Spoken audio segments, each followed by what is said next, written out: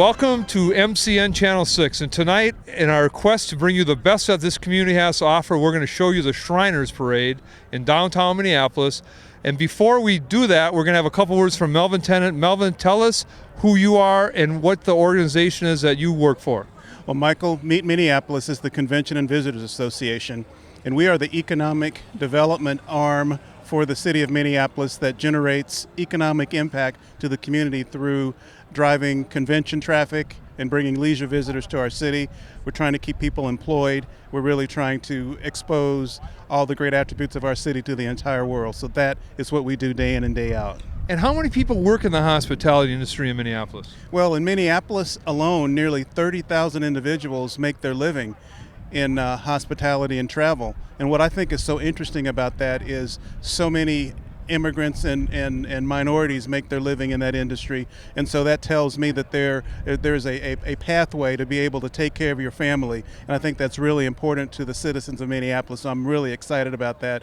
The hospitality industry is really growing. And that's a really good point. When I was 13 years old, I think I was the best dishwasher in Northeast Minneapolis. And I think that's all part of growing up. You gotta get your hands dirty to make it happen, and to know really what it takes to make a great destination.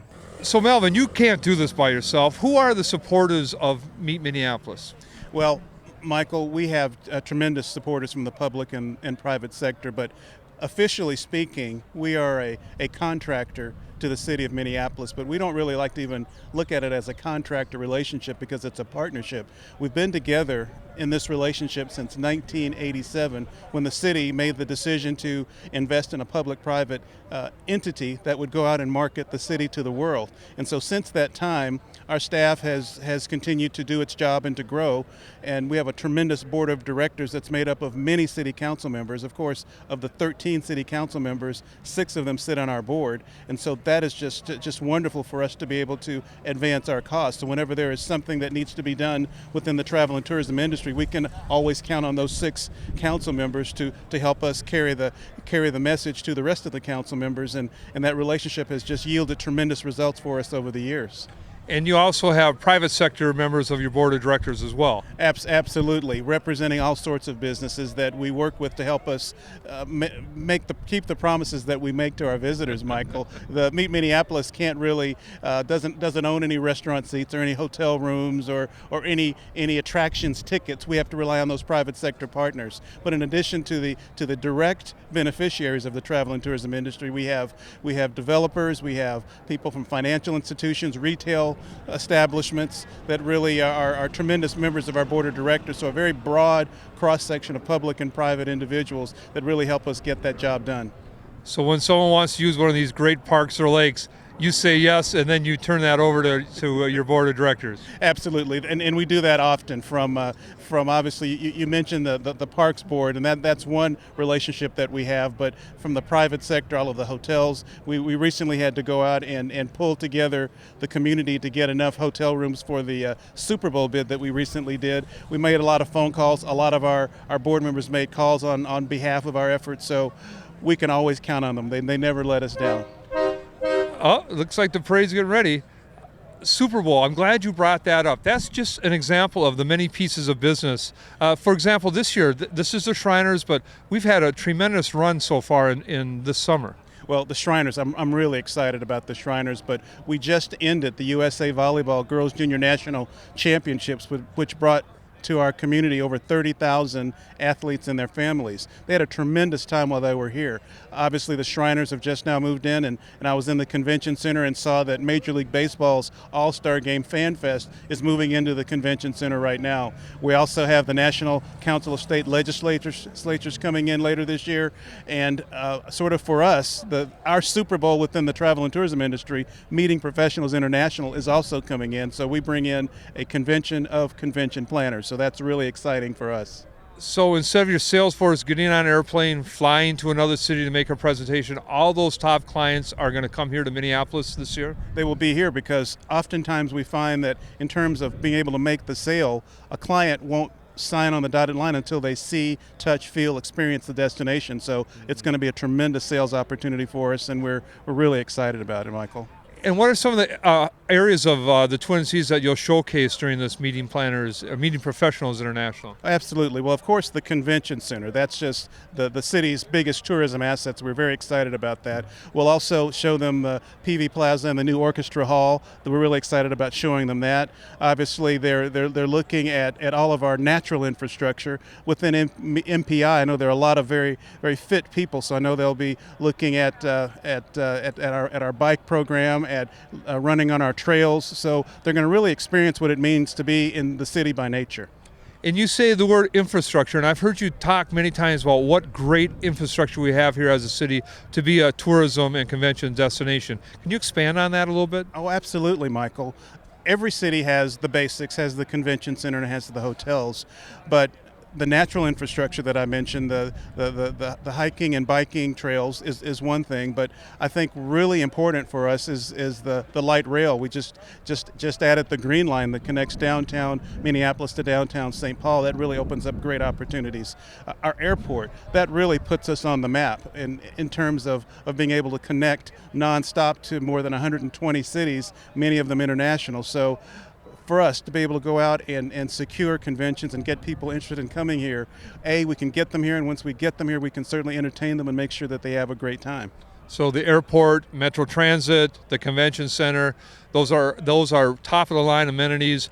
And then once the visitors here, they find that we have restaurants that serve other than cheese and potatoes. Oh, absolutely, Michael. The restaurants, award-winning restaurants, and for us, what I think is really important, that so many of those restaurants are independently owned and not chain restaurants. And I think that's the experience that we're able to deliver that differentiates us from a lot of other cities where you see basically chain after chain after chain. You see very few chain restaurants in downtown Minneapolis. We're very excited about that.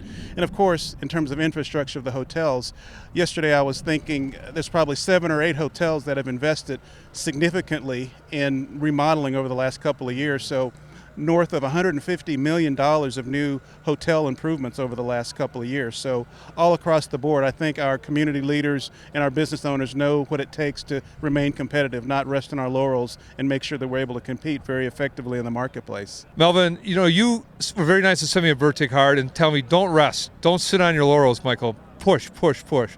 And that's what you ask of your staff. What are some of the things that you're pushing forward for future bookings?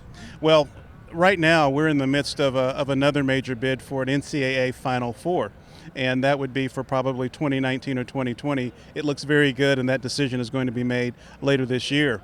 Another group that we have booked for, I think, the year 2019 is the American Industrial Hygiene Association. Not sexy by name, but it's a huge convention that comes at a time when we really need the business. And I'm real excited about the fact that the final city that we won out the convention from is New Orleans, the same city that we beat out for the Super Bowl. We're very excited about that. So those two come to mind. Obviously, with our new Sports Minneapolis division, we're going to be able to go after many, many other sporting events.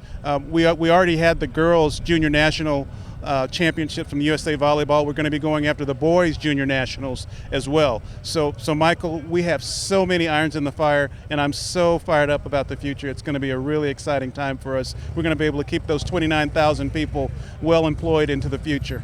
And you have your eye on, is it the College Bowl Championship? What is the football tournament you've tried to get here?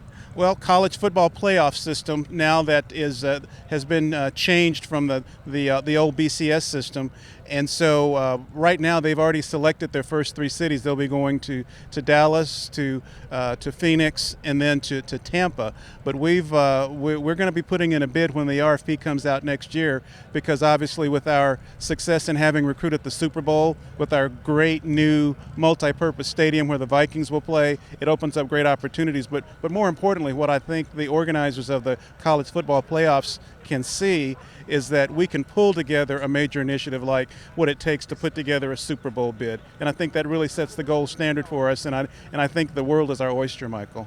So Melvin, I spoke a little bit earlier to some of the Shriners, and they're so proud of the staff, and they mentioned by name Dolores and you. But really, this is not for the faint of heart. If you want to work Monday through Friday, 9 to 5, the convention industry is not for you. You're exactly right, Michael. We have a team of dedicated employees with a cross-section of demographics, male, female, young, old, single, married. We cut across all demographic lines, Michael. But I think the one thing that everybody has in common is a tremendous passion for our city. And that's really what we look for when we hire new individuals. You mentioned some of the names that were brought up by our Shriner friends, but the point is, so many of our team members are basically unsung heroes. They do great job day in and day out, but unfortunately they'll never see their name on a marquee or not necessarily being mentioned in any press release. But I just want to be able to do that right now and say that I'm very proud to be a part of that team of almost 60 of us right now that have that common goal of trying to make our city the destination of choice, Michael. It's a tremendous team, and I'm really proud to be a part of it. So Melvin, to close out, you had mentioned leadership and how proud you are to lead a great team. Leadership is a tremendous word. It says a lot of things to a lot of people. To you, what is leadership? I think leadership is seizing the opportunity to really make a difference in whatever situation you're involved in.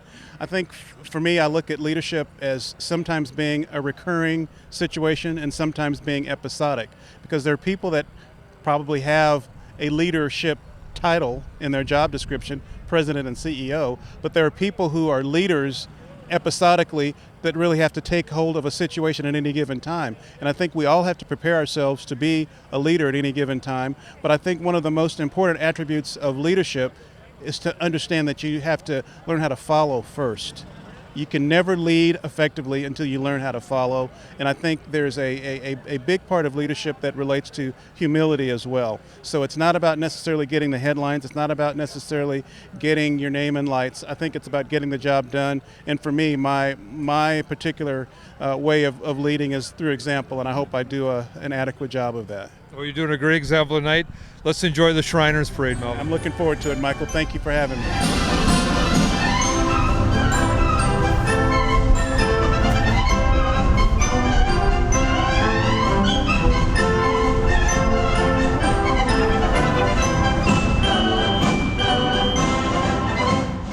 Scott, tell me a little bit about why you're involved with the Shriners. I'm involved with the Shriners. It's really for fun, fellowship, and the philanthropy of it all. It's meeting other guys, meeting other men, getting involved in the community, getting involved with some of the different charities that we've got, and it really is just something to give back and to do something else. It really enjoy yourself. It helps fulfill your life to give back to the community. It does. It really does. And you know what? It also helps just to get together with other guys and be a little crazy and have some fun every once in a while too.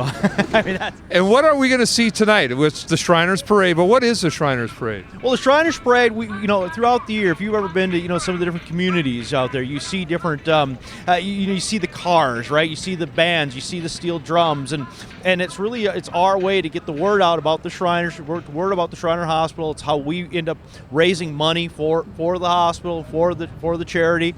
And so what you're going to see tonight is you're going to see all these different units. We have thousands and thousands of units. So you're going to see everything from snowmobiles to little cars to an airplane that's made into a car, bagpipes. It's right across the board. It's going to be a great time.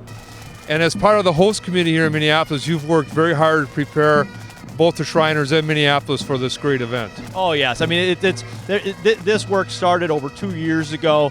Really hit into swing here in February when a lot of the different temples started coming in, checking out the region, making sure that we were ready to go. But there's been thousands and thousands and thousands of hours put into getting this ready. So it's really a fantastic thing to actually see it pulled off. Scott, tell me how you got involved personally. There's got to be a story behind that. Well, it's something I've always wanted to do, right? You grew up, you saw these guys in fezzes. What were they? What did they do? They seem like they're having fun. And as you kind of start getting older, and my kids have now gone off to college, left the house. It was one of those. What do I do? How do I give back some more now that and I've got that free time? So it was really I stepped out and said, look, I'm just going to get involved and really start diving into the shrine and everything that we do here. And it's really been fulfilling. It's been great. Thanks for what you do. Yep, thanks.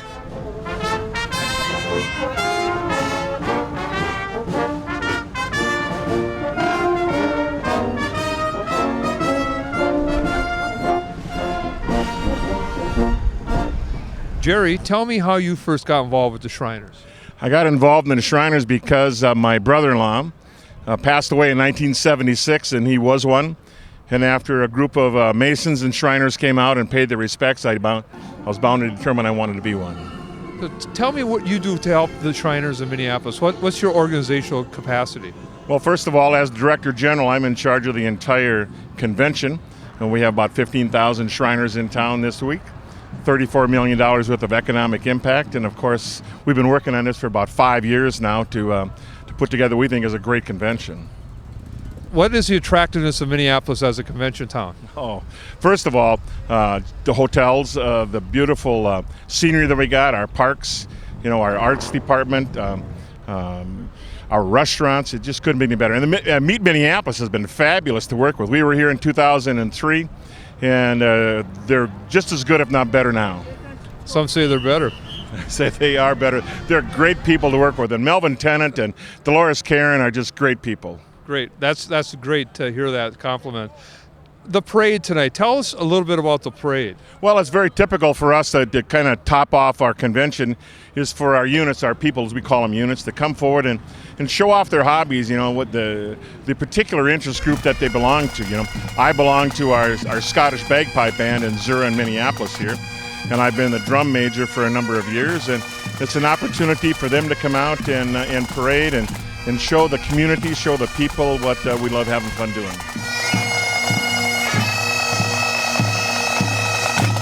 So in Minneapolis here, what is your big mission? What is it that you are so proud of that you do?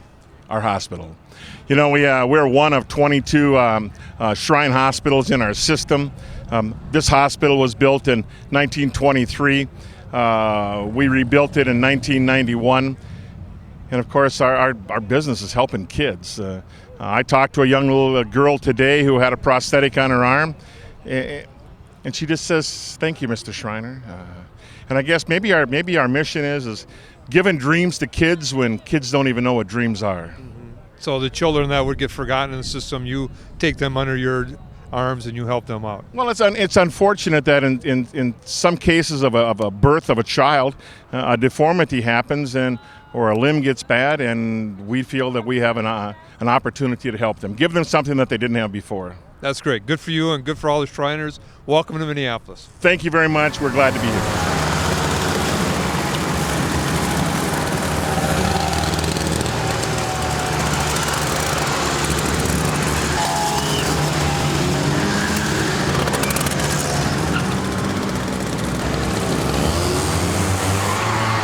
Get involved with the Shriners, Brian? Well, it was actually kind of fascinating how I did it. Of course, when I was a small child, I saw the Shriners participating in local parades and being a part of the community. And as I grew up, I always wanted to become one.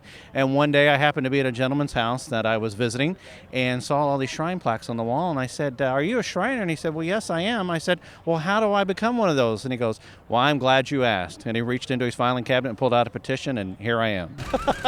And you say that the Shriners is an international organization. Yeah, we sure are. We're actually 196 temples, and the reason we actually just changed to 196 temples because we gave dispensation to a temple to be formed in Brazil, and we are international in the fact that we're in the United States, Canada, Mexico, Panama, Puerto Rico, and the Philippines, Germany, and soon to be in Brazil. And for our viewers, can you tell us in your words the main mission of the Shriners? We always think of the children, of course. Sure, that's number one in your hearts. Sure. Tell us what it's like to help these children. I tell you what, it's absolutely fascinating, and really I can speak to it firsthand because my own son was a shrine patient for several years. He actually had a disorder that he had to have braces worn to be able to help him to be able to walk, have a perfect gait, to be able to go up and down stairs. And thanks to the Shriners, he was actually able to walk normally. He had a normal gait. He was able to run and play just like your normal average child. And it's always amazing to see a child be taken to one of our hospitals one day in a wheelchair, and 6 months to 2 years later, they come walking out the front doors. And there's nothing more exciting and nothing that will put a bigger smile on a Shriner's face than to see a child walk. If someone wanted to become a Shriner, how do they join? It's really very easy. I tell you, the easiest way to do it is to go to beashrinernow.com. That's beashrinernow.com. They can actually go online, fill out a simple questionnaire, and it's actually submitted to their local temple. Their local shrine temple will then get in touch with them and help them to become a Shriner. The first requirement is, of course, is to become a Freemason. We are associated with the Masons. We are an independent body, but it's as easy as going to beashrinernow.com, filling out that form, submitting it, and somebody will be in touch with you probably within as quickly as 48 to 72 hours. And you're going to have to tell our viewers, what's it like to come into the Twin Cities and hold your convention here in Minneapolis? I tell you what, it's actually fantastic. You know, it's amazing to me. You know, you go into big cities all the time for different things as a Shriner, and some folks are a little standoffish, but it seems like as we came into the Twin Cities, folks were just very welcoming. They were very friendly, very accommodating, and have been more than willing to bend over backwards to help us. And I think it's great that the Twin Cities has stepped forward to be able to help us with this great convention that happens once a year in July. And like I said, we've got folks coming in as far away as the Philippines to be a part of this convention, and they've been very accommodating, and the city's absolutely gorgeous. In your temple, what unit will you be in the parade? Well, in my unit, I am typically in the Highlanders, which in this case would be a bagpipe unit, is what I'm normally a part of. I'm actually the drum major, so when I come out, I'm the one that's got the big stick and the feather-plumed hat and everything to go along with it. But being on the divan, we actually get to ride in a vehicle, so it makes it a little easier for us as we go through that 9 years on the line. Great. Well, have a good parade, and thanks so much for your time, and welcome to Minneapolis. We hope to see you back soon. Well, thank you very much. Thank you, sir.